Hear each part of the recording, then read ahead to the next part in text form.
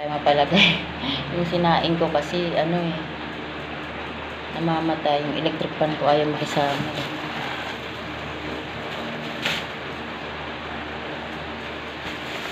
Yun, tayo kakain muna kasi gugutom na ako. Di man lang tayo nakakapagkape.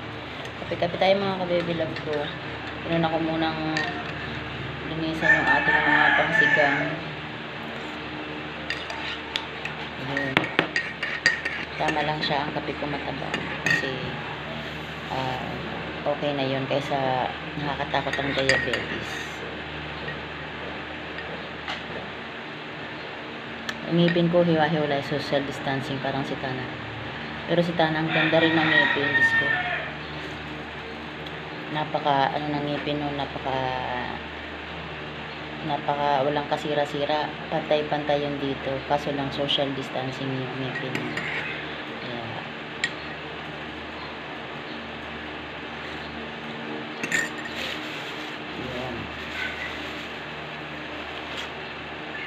itong tinapay na to, kailangan natin ng ano ng palaman kasi butter na siya.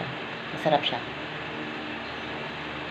Pinagulo na siya sa butter kaya pag bumibili ka kailangan sasabihin mo yung butter.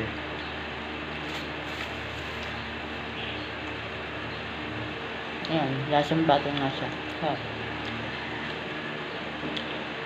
Kaya same price lang kaya doon na ako sa may butter kasi hindi rin talaga ako mahilig magpalaman.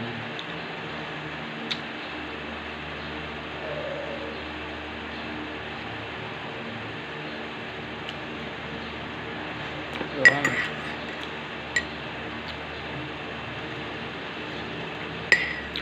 Mag-arnax ko ng pangsigang. Init sa labas, nakagad ka agad ako. Ibang init. Ayan, may butter na siya. Pinagulong na siya sa butter. Harap. Diba? Kain tayo mga kabebilab ko. Mag-isa pa na akong gising. Yung mga yun ay tulog pa. Kaya mamaya po sila gigising. Kaya hindi ko muna pinano yung aircon, pinalinis kasi nandun pa si Alex. Dissolve yung tulog ni Alex. Mamaya na lang pag nagising na siya para galit kasi yun eh. Sisimangutan ako nun pagka ano. Kasi yung malapit pa naman sa kanya yung aircon. Hindi siya nakatulog sa malapit dun kaya mamaya na lang paggising niya.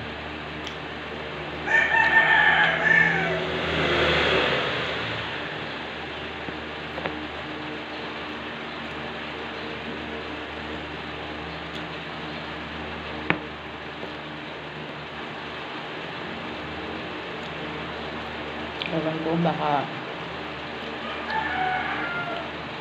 end of the month pa tayo makapunta sa nanay ko kasi may mga obligasyon pa ako dito, hindi ko matapos-tapos. Ano ba? Sobrang busy.